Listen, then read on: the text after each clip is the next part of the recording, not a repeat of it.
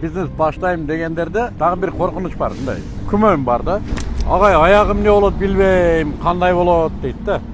Ошолардын баарына бир жооп. Аягы кандай болоруна башты ооруткан туура эмес өзү. Анткени натыйжа Аллахтан. Кандай кылам бул башка маселе.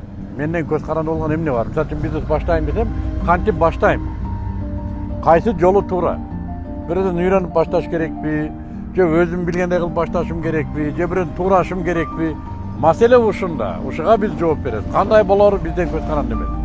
Эми мына ушул эң жакшысы, мына бизге окшогон мындай бир көп жылдан берки үйрөткөн, тажрыйбасы барлардан үйрөнгөн жакшы. Ана мен мисалы үчүн бизнес нөлдөн деген тренингти жаңы баштап атабыз азыр. Жаңы форматын баштап атабыз.